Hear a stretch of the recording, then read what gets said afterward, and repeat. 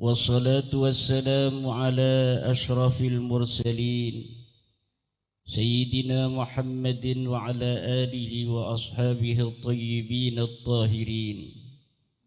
يا حي يا قيوم يا حنان يا منان يا ديان يا سلطان يا ذا الجلال والإكرام.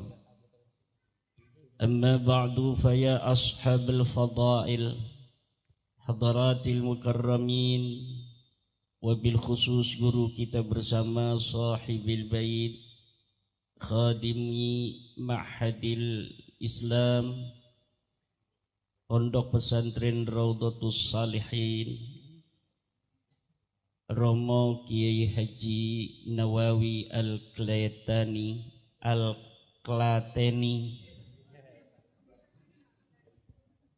para kiai-kiai banyak yang hadir dari Klaten, Kiai Zainal Arifin, Kiai Miftah, Kiai Adnan, para pengasuh pesantren, Kiai Munawir, juga Mbah Mufid rahimahullah, Wakil Bupati Klaten yang berbahagia, dari aparat pemerintah, militer, TNI dan Polri yang hadir, para pembicara, Kanjeng Raden Tumenggung, Fakih Wira Hadiningrat juga hadir menemani saya ini dari kemarin dalam acara safari dakwah ini. Tubagus Moki Nur Fadil Satya Tirtayasa dan Jenderal kita Sayyid Tengku Muda Qori Al-Kusyasi yang malam hari ini entah kenapa kumisnya hilang begini.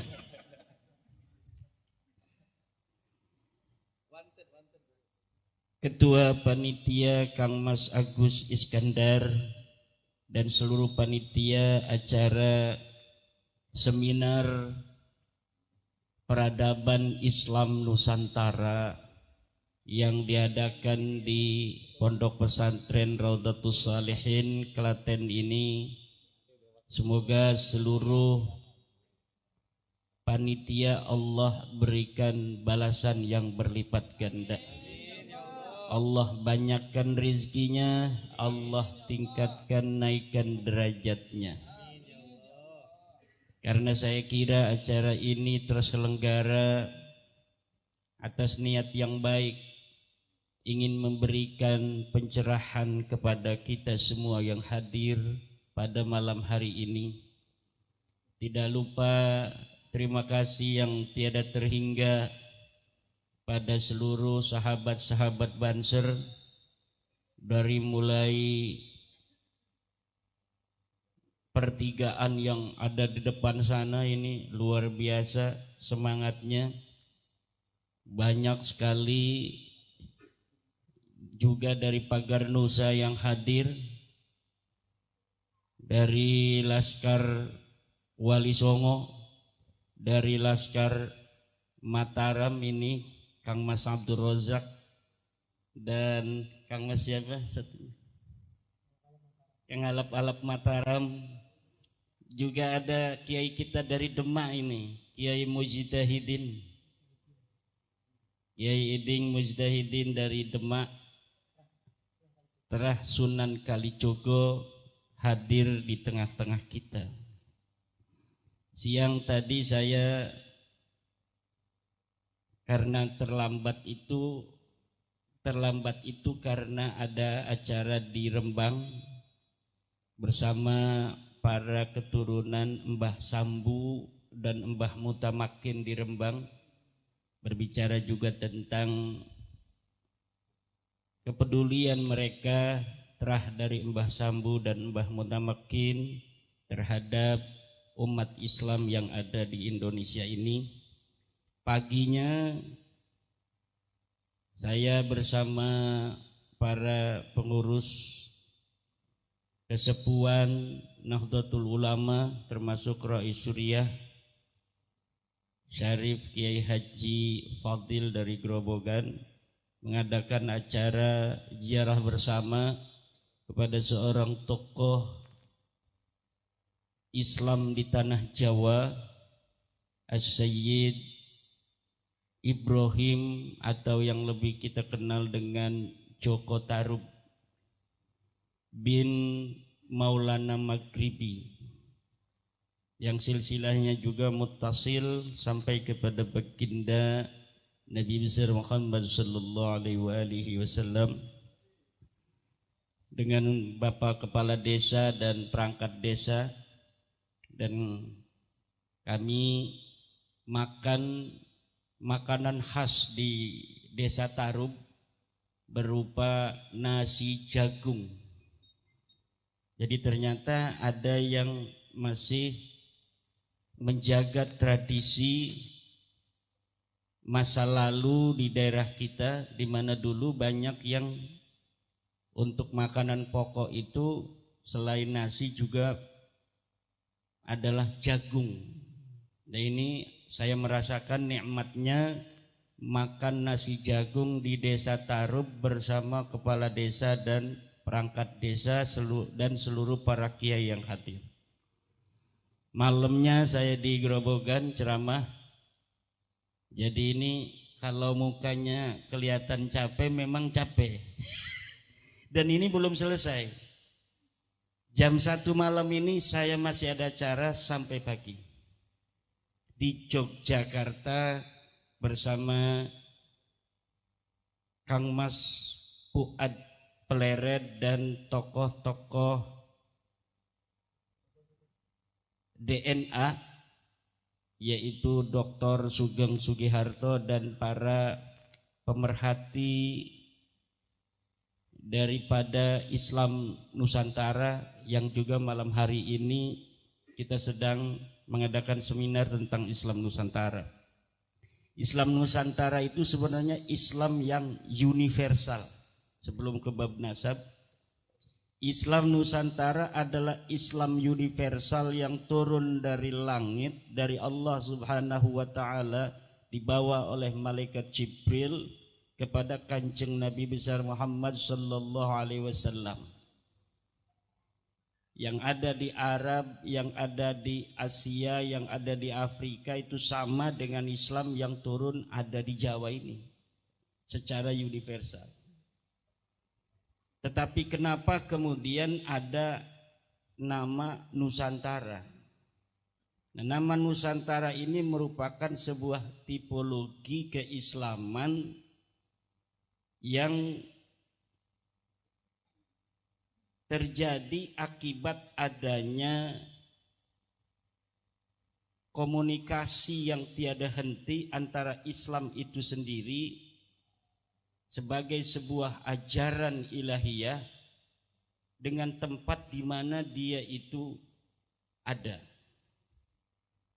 Jadi antara Islam yang universal yang datang dari Allah itu akan ada interaksi, komunikasi tiada henti antara dirinya sebagai sebuah ajaran dengan tempat di mana dia berkembang. Ajaran Islamnya contoh adalah ajaran sholat 5 waktu. Ya, sholat 5 waktu di Arab sama. Dohor, subuh, maghrib, isya, subuh. Yang ada di Jawa sama, 5 waktu. Syaratnya sama, rukunnya juga sama. Ketika di Arab Islam datang mewajibkan sholat, orang Arab pakaiannya pakaian Arab, maka kemudian adanya interaksi antara ajaran ilahiyah dengan tradisi masyarakat Arab dalam berpakaian. Kemudian kita kenal sholatnya orang Arab pakai jubah. Ketika Islam yang universal ini dibawa ke Jawa pakainya blangkon. Wah, ini sekarang belangkonnya nggak ada ini, Gus pakai. Maka kemudian orang Jogja, orang Solo sholatnya pakai belangkon. Jadi kalau ada orang lagi sholat pakai belangkon, pakai sarung batik, Ini orang nanti akan melihat, oh itu orang Jogja, Islam Jogja atau Islam Nusantara. Kalau pakai peci nasional ada di Mekah, orang akan tahu, oh itu siapa itu orang sholat pakai peci hitam, oh itu Islam Indonesia. Kenapa kita lebih luas ke Nusantara? Karena ternyata dari sisi kebudayaan dan peradaban, saudara-saudara kita yang ada di Malaysia, yang ada di Brunei, Filipina Selatan, Thailand Selatan memiliki tipologi yang sama seperti kita, dan ternyata dari sisi kesejarahan memiliki sejarah yang sama dengan kita, yaitu sama-sama dulunya sebagai bagian daripada kemaharajaan Jawa, yaitu kemaharajaan Mojopahit. Islam Nusantara yang hari ini dikembangkan oleh Nahdlatul Ulama dan ingin diperkenalkan ke seluruh pelosok dunia, telah berhasil membawa suasana keislaman yang energinya menjadikan bangsa Indonesia yang terdiri dari ratusan suku, 1.400 suku bangsa atau 700 suku bangsa dengan 1.400 bahasa, dengan berbagai macam adat istiadat yang ada, dengan agama dan kepercayaan yang jumlahnya ratusan. Agama yang diakui di Indonesia ada 6. Tetapi kepercayaan-kepercayaan yang lain ini yang juga dilindungi itu luar biasa banyaknya. Dengan keragaman seperti itu dan kemayoritasan umat Islam yang ada di Indonesia yang mencapai 90%, ternyata keislaman di Indonesia telah terbukti dapat membawa Indonesia sampai saat ini dalam persatuannya, dalam kedamaiannya, dalam toleransinya, dalam saling hormat menghormati antara satu suku dengan yang lainnya, antara satu agama dengan agama lainnya. Dan ini ternyata ada kaitan dengan cara pandang keagamaan yang dimiliki oleh mayoritas. Mayoritas umat Islam Indonesia menurut Al-Para Riset sekarang ini telah mencapai 56% orang yang mengaku Islam di Indonesia, ternyata mereka mengaku sebagai bagian dari Nahdlatul Ulama. Dan Nahdlatul Ulama dalam ajarannya adalah ajaran yang merupakan warisan daripada ajaran Wali Songo. Ajaran Wali Songo yang hari ini dipegang teguh oleh Nahdlatul Ulama sebagai sebuah organisasi dari paham keagamaan mayoritas kita umat Islam di Indonesia telah terbukti senada dan seirama dengan dasar dan ideologi bangsa kita, yaitu Pancasila. Maka Pancasila dan Nahdlatul Ulama ini dijadikan sebuah lambang dari kedamaian yang sejak merdeka 1945 sampai hari ini dirasakan oleh bangsa Indonesia, tidaklah bisa dilepaskan dari Pancasila dan Nahdlatul Ulama. Boleh tepuk tangan untuk Nahdlatul Ulama dan Pancasila. Kemudian yang perlu juga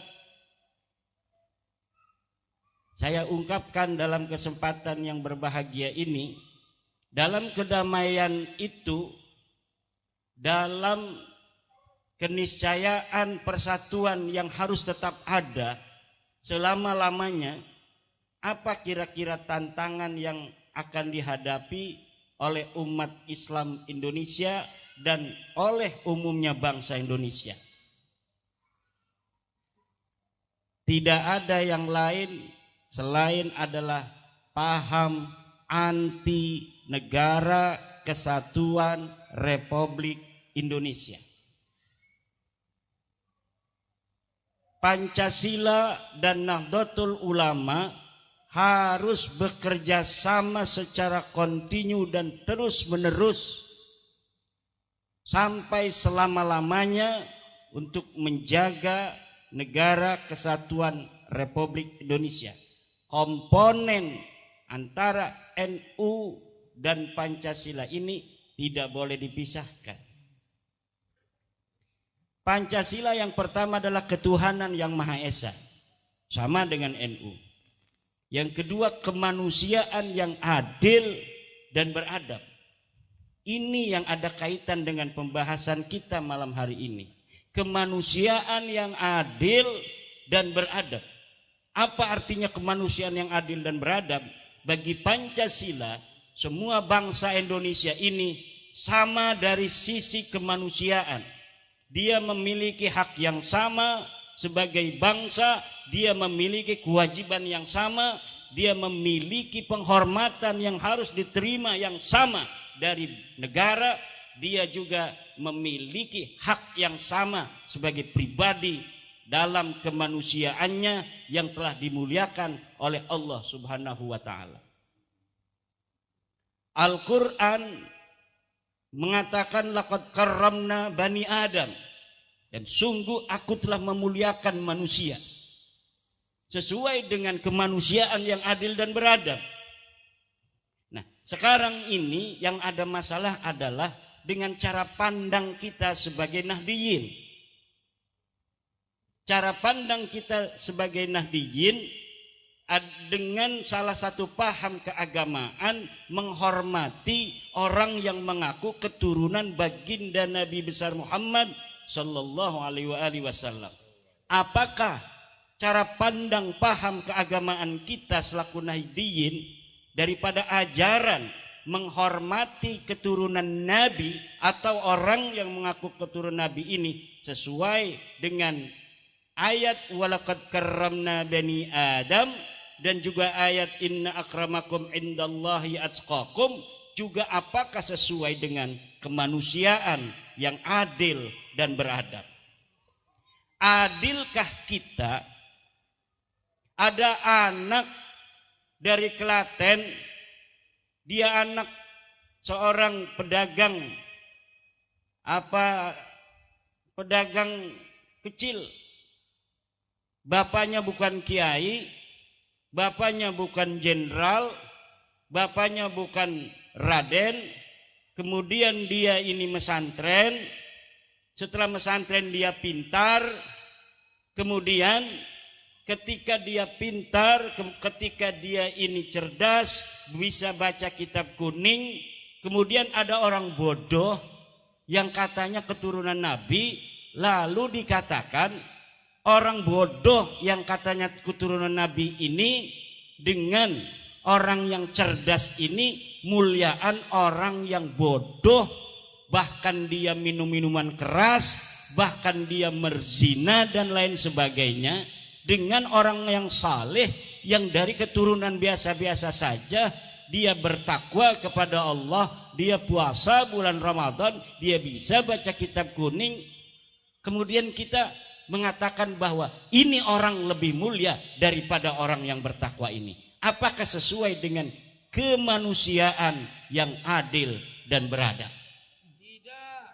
Jawab. Tidak. Tidak ada di dalam ajaran Islam manusia dilihat kemuliaannya hanya dari keturunannya. Tidak ada. Lihat dari mulai alhamdulillahi rabbil alamin sampai wannas, adakah kekhususan bagi keturunan seseorang mendapatkan privilege dari agama Islam bahwa dia harus dihormati lebih walaupun dia berbuat kemaksiatan. Dia harus tetap disayangi walaupun dia berzina. Dia harus tetap dicintai walaupun dia tidak pernah sholat. Cari dari Al-Quran, mulai dari Al-Fatihah sampai surat An-Nas. Cari di dalam Sahih Al-Bukhari, dari juz pertama halaman pertama sampai juz keempat halaman terakhir. Tidak ada kekhususan seseorang dimuliakan lebih dari yang lainnya hanya berdasar keturunannya. Bukan hanya bertentangan dengan Al-Quran, laqad karramna bani Adam, bertentangan dengan falsafah ideologi negara kita, kemanusiaan yang adil dan beradab. Lah kalau ini sudah bertentangan dengan Al-Quran, sudah bertentangan dengan Al-Hadis, bertentangan dengan falsafah bangsa Indonesia, ideologi negara Republik Indonesia, lalu berdasar apa kita masih mempertahankan narasi bahwa orang yang mengaku keturunan Nabi harus kita hormati lebih hanya berdasarkan pengakuannya? Nanti dulu, ngopi dulu. Itu kalau dia benar keturunan Nabi. Ini narasinya masih orang yang kita anggap benar keturunan Nabi. Orang yang masih kita anggap benar pun keturunan Nabi, cari dalilnya dari Al-Fatihah sampai An-Nas. Mana dalil Al-Quran yang menyuruh kita menghormati orang hanya berdasarkan keturunannya? Tidak ada, Pak. Tidak ada. Hadisnya, kita mengenal hadis Sahih Al-Bukhari, hadis yang paling sahih. Cari di Sahih Al-Bukhari dari juz awal sampai juz 4.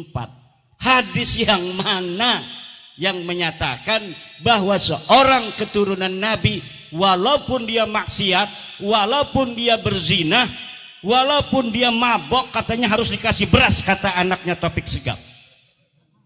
Mana dalilnya? Mana hadisnya?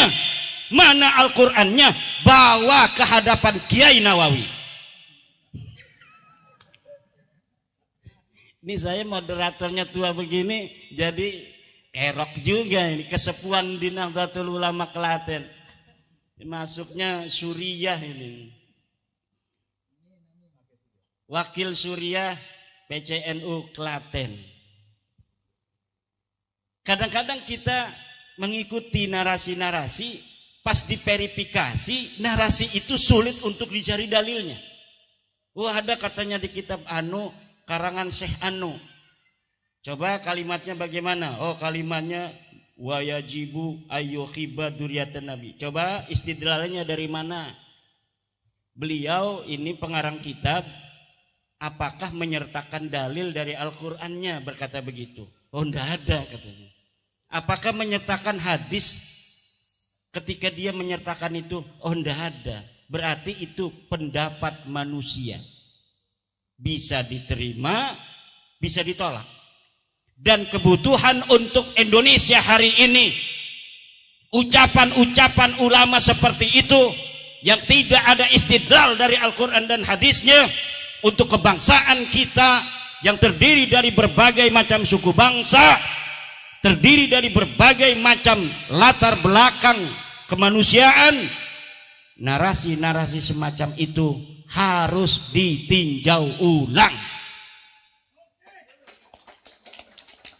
Semua manusia di dalam pandangan Islam sama. Siapa yang dia paling bertakwa, dialah orang yang paling mulia. Inna akramakum indallahi atqakum. Saya punya dalil Al-Quran. Anda mana yang mengatakan bahwa seorang turunan Nabi yang walaupun dia mabok, dia harus dihormati? Datangkan dalilnya. Hatu burhanakum in kuntum shadiqin. Tidak bakal dia bisa menemukan dalilnya kecuali hanya aha Kualat nanti ente.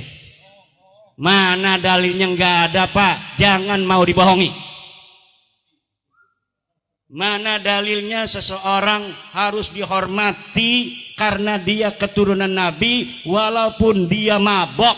Jangan mau dibohongi oleh penceramah-penceramah Balawi. Lihat itu di YouTube, ceramahnya tiap hari demikian. Jadi mereka sebelum bermaksiat, mereka bikin disclaimer dulu. Kalau ada dari kita yang bermaksiat, tetap wajib dihormati. Jangan ikuti, tapi zatnya ini ada darahnya Nabi. Disclaimer itu Pak namanya. Itu masa lalu.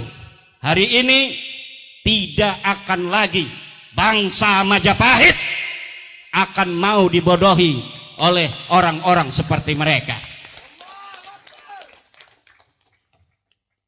Kalau kita ngomong Indonesia masih belum bisa, kita katakan kita bangsa Majapahit agar mereka tahu bagaimana leluhur kita dulu menjadi penguasa di dunia ini.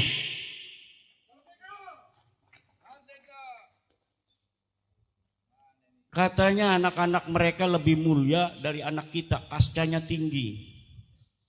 Gitu badan. Kalau Kinawawi walaupun kiai mau ngelamar Mbak Lawiyah nggak boleh gitu.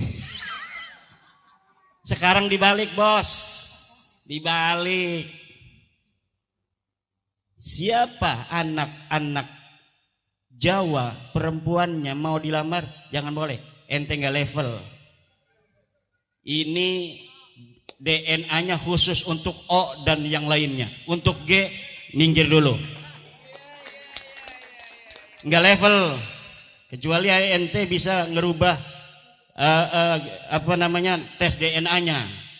Jangan G, baru bisa melamar anak-anak Jawa, anak-anak keturunan para orang-orang yang telah mampu membuat peradaban besar di masa lalu. Wih, jangan rasis katanya Kiai Iman ngomong. Kami hanya baru sekarang loh. Ente udah berpuluh-puluh tahun ngomong begitu, kita diam-diam baik gitu boten. Kok kita ngomong begitu sebentar aja udah pada kepelingan begitu? Wih, Anda menyakiti kami. Emang kita kagak sakit diomongin begitu? Gitu badan. Ini kemanusiaan yang adil dan beradab. Bangsa Indonesia harus lebih cerdas di dalam memandang paham-paham keagamaan yang ada di media sosial. Jangan sampai terjebak kepada narasi-narasi yang seakan-akan itu adalah ajaran agama, tapi sebenarnya kalau dipikirkan bukan ajaran agama. Cerita-cerita yang tidak masuk akal dengan framing karomah, framing keramat, padahal itu bisa jadi tidak terjadi sama sekali. Karena dari framing keramat itu, bukan framing apa istilahnya? Fitnah. Ini ngomongnya lebih keras, fitnah katanya. Cerita-cerita di YouTube bahwa kakeknya dulu kalau ada orang mati, walaupun dia sudah mati ratusan tahun, maka dia akan keluar ikut menyembahyangi orang yang mati itu agar orang itu diampuni dosanya. Masya Allah.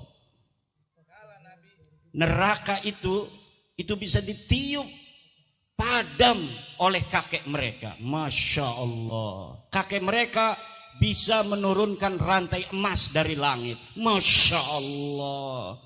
Kalau nurunin rantai emas kaya dong. Betul nggak? Kaya dong. Kalah dong Cikotok di Banten itu ladang emas.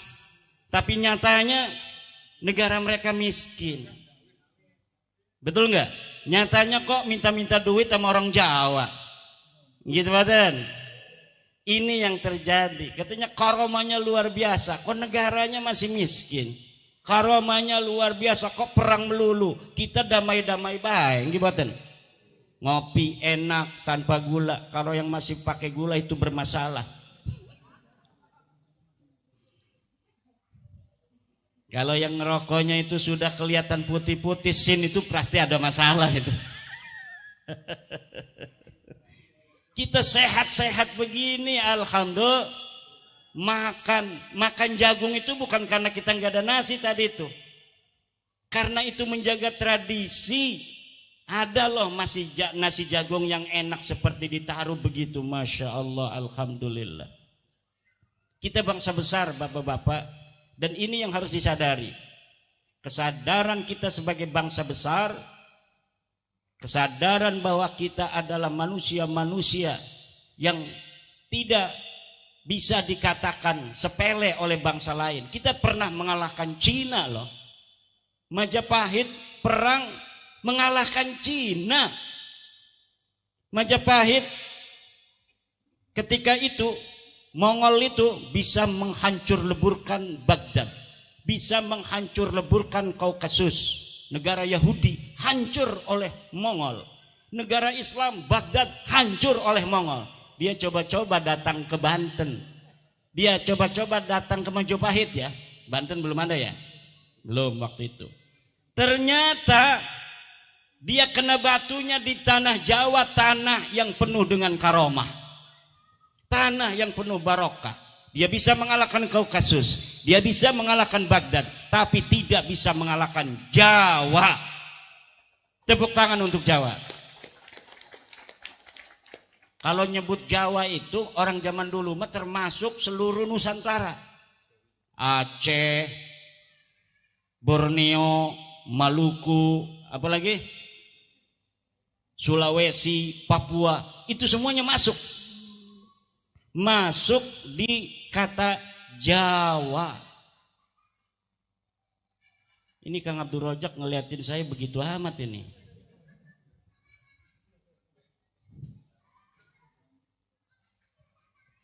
Bapak Ibu, nah lalu sekarang apakah benar itu orang-orang yang mengaku keturunan Nabi itu? Kalau tadi kan narasinya, walaupun benar keturunan Nabi, tidak ada ajaran kekhususan dari Al-Quran dan Al-Hadis. Kalau mereka turunan Nabi itu tidak saleh, wajib kita hormati. Tidak ada. Sekarang orang yang paling mengaku di Indonesia sebagai keturunan Nabi siapa?